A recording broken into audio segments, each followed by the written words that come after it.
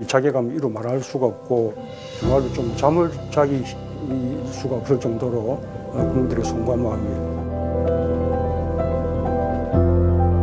그때 윤석열 총장이 조국 법무부 장관 인사청문회 때 수사에 들어가면서 아, 내가 사람을 잘못 썼구나 좀 후회를 하셨습니까?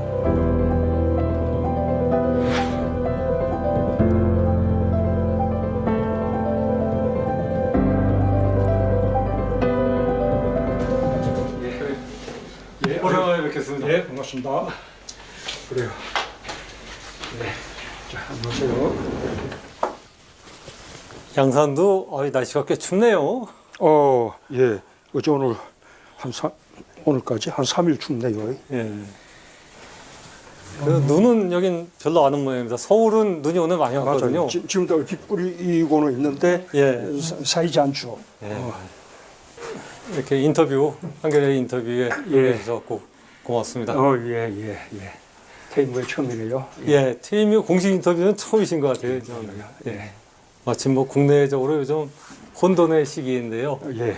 여러 가지 현안들에 대해서 대통령님 좋은 말씀 오늘 듣겠습니다.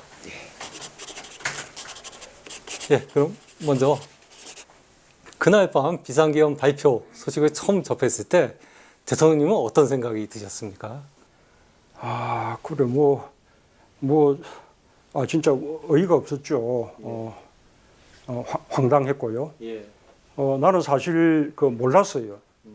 그냥 우리 이제 퇴근한 비서진들이 나한테 전화를 해줘서 예. 알게 됐는데 처음에는 믿어지지 않으니까 어디서 유튜브 가짜 뉴스를 봤나 이런 정도 생각하고 TV를 켜서 이제 확인을 해 보니 예. 정말인 거예요. 그래서 대통령 담화를 2번, 3번 재방송 하는 걸 2번, 3번 이제 거듭 듣고 비로소 이제 실감하게 됐는데, 예. 정말 참, 황당하고 어이없는 일이죠. 비상계엄이라는 게 우리 헌법상의 제도로는 남아 있지만, 예. 이미 수십 년 전에 박물관 수장고에 들어간 유물 같은 것이거든요. 예. 그것을 21세기 대명청지에 그걸 꺼내서 국민들을 상대로 시두를 언다는 것이 그것이 생각할 수 있는 일입니까? 야당 세력들을 전부 이제 반국가 세력이라고 지칭하면서 이 반국가 세력을 일거에 척결하겠다. 이런 듣고는 대통령이 정말 망상의 병이 깊구나. 그런 생각을 했습니다. 그러면서 이런 참 국제적으로도 엄청나게 부끄러운 일이 생겼는데 나는 전임 대통령으로서 어떻게 해야 되나 이런 이제 고민을 했죠. 국회가 계엄 해제 의결을 할 수 있는 권한이 있는데 그것이 이제 잘 되면 좋지만 만약에 실제로 국회의원들이 체포 구금 당한다거나 또는 정족수가 채워지지 않아서 그 의결이 당장 되지 않을 경우 그러면 이게 전임 대통령으로서 어쨌든 곧바로 서울은 빨리 가야 될 것 같고 가서 민주당 국회의원들과 함께 행동하거나 또는 긴급하게 외신 기자 회견이라도 해야 된다거나 하다못해 무슨 농성이라도 해야 되는 건가 이런 이제 고민들을 했었어요. 다행스럽게 민주당 중심으로 된 국회가 신속하게 계엄 해제 의결을 해주어서 그나마 큰 다행이었고 아마 이제 국제사회도 한국이라는 이런 성숙한 민주주의 국가에서 이 시기에 비상계엄이라니 하고 경악했다가 그런 이제 온 국민들과 국회가 함께 힘을 모아서 그게 맞서고 그다음에 계엄을 해제를 해낸 그 과정을 보면서 그 어떤 민주주의 회복력 여기에 아마 다 경탄을 했을 것으로 생각합니다. 근데 윤석열 대통령은 지금 내란이 아니었고 경고성 계엄이었다고 주장하고 있습니다.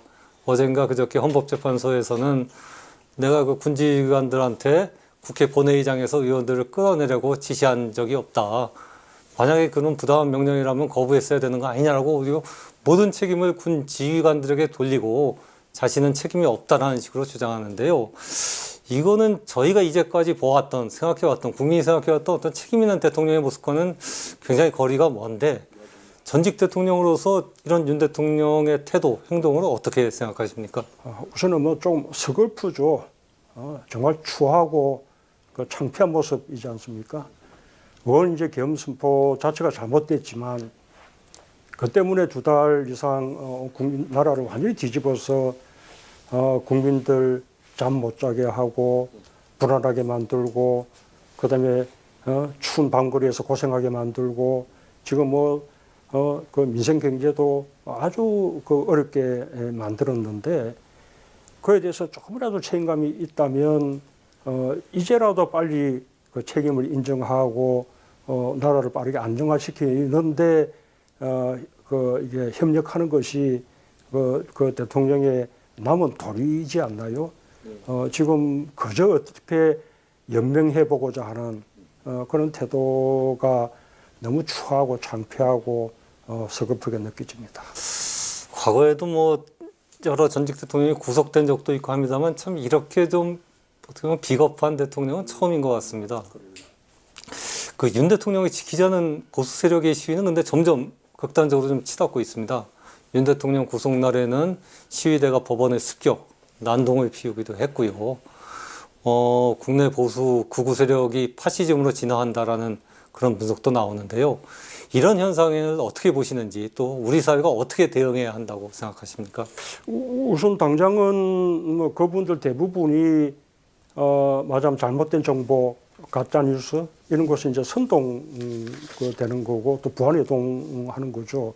그러니 우선은 헌법재판소를 통한 이렇게 탄핵 절차, 그 다음에 또 법원을 통한 형사처벌의 절차 이 부분들이 최대한 좀 빨리 이루어져서 그 대통령의 그 계엄 선포 행위가 말하면 반헌법적인 행위다는 것을 헌법재판소로부터 빨리 판정을 받고 또 그것이 내란 행위로서 엄한 벌을 받아야 되는 행위다는 것을 법원을 통해서 빨리 확정이 되고 그렇게 하면 많은 국민들이 이제 제대로 판단하게 될 수 있지 않을까 그런 생각이 들고요.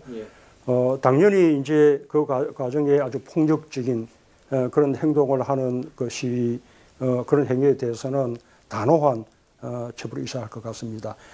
더 이제 근본적으로는 이런 극우 유튜브들을 통한 가짜 뉴스 이걸 통한 어떤 선동 그다음에 그로 인한 국민들의 어떤 분열 또 그걸 통한 극우 또 극단주의 세력의 어떤 득세 이런 것은 우리나라만의 문제가 아니고 유럽이나 미국도 이렇게 다 함께 겪고 있는 그런 문제예요.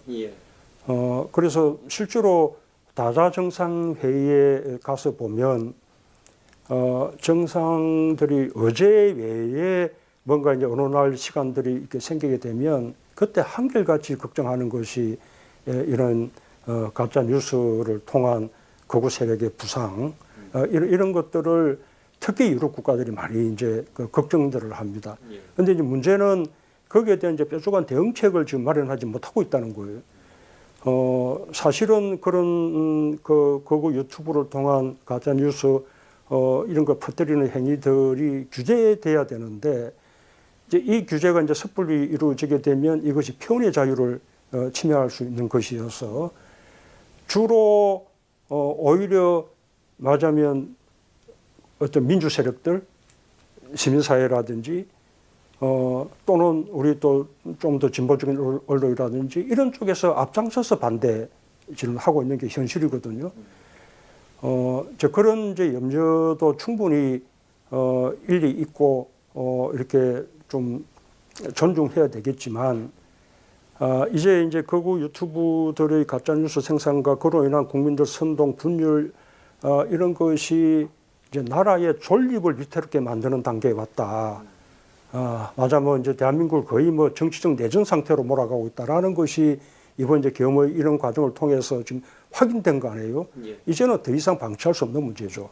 그래서 이제는 정말 그에 대해서 어떻게 적절한 수준으로 그것을 이제 통제하고 규제할 것인가, 거기에 대해서 우리 사회가 좀 지혜를 모아야 한다고 생각합니다. 예.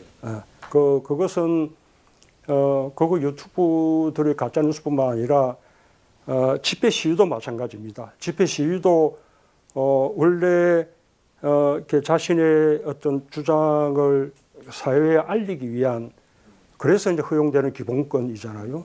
근데 지금은 그런 집회 시위의 본연의 목적을 넘어서서 아주 혐오적인 집회 시위라든지, 맞아면 이제 다른 사람들을 괴롭히기 위한 목적의 집회 시위라든지, 폭력적인 양상이라든지, 뭐 마구잡이 그 아주 모욕적인 욕설 같은 것들이 난무하는 그런 거라든지, 이런 일들이 비일비재하게 지금 일어나고 있어요. 심지어 뭐 고성능 마이크와 녹음기 하나만 있으면 종일 집회 시위의 자유라는 그 이름 하에 종일 욕설 테이프를 틀 수 있는 것이 지금 우리 지금 현실이거든요. 예. 그래서 이런 집회 시위에 대해서도 또 그것도 이제 우리 이 사회가 과거 권위주의 시대에 집회 시위의 자유를 침해받았던 경험이 있기 때문에 적어도 민주화되고 난 이후에는 아주 관대하게 계속 확대하는 방향으로 나아왔는데, 이제는 그 부분도 조금 이제 다시 한번 반성하고 합리적인 어떤 규제 이런 것을 찾을 때가 됐다고 생각합니다. 예, 좀 껄끄러울 수도 있는 질문 좀 드리겠습니다. 대통령님 재임 초기에 국정농단 수사를 주도했던 게 당시 윤석열 서울중앙지검장이었습니다. 이 과정에서 검찰 특수부의 힘이 세죠. 검찰 개혁에 걸림돌이 됐고, 윤석열은 검찰총장으로 발탁됐고, 그 뒤에 국민의힘에 입당해서 대통령까지 오르는 발판을 마련하게 됩니다. 또 이 과정에서 좀 광범위했던 탄핵 연대가 좀 협소해졌다라는 그런 지적도 있습니다. 지금 시점에서 당시를 좀 돌아보신다면 어떤 생각이 드십니까? 우선은 아마 지금 이제 막 검사 출신들이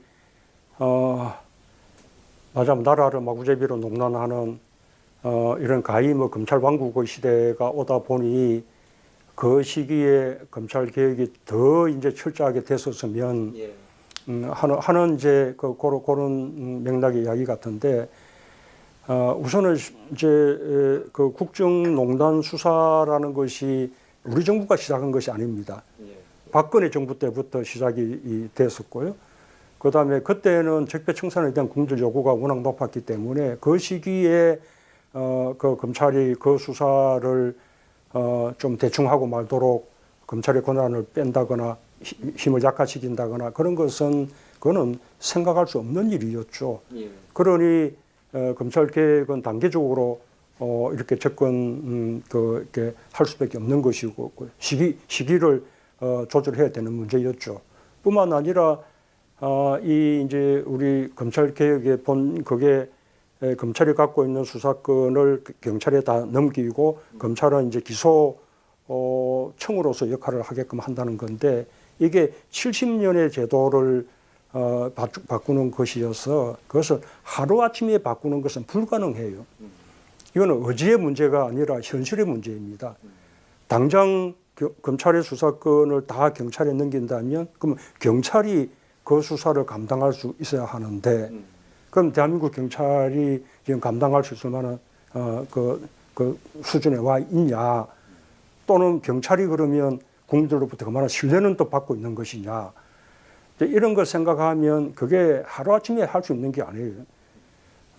그러니 그 검찰의 수사 권한을 단계적으로 경찰로 옮겨서 검찰의 수사 권한을 점차 이제 줄여 나가고, 종래에는 검찰의 그 수사 권한이 모두 다 경찰에 넘어가게 하는 이 과정은 몇 년간에 걸쳐서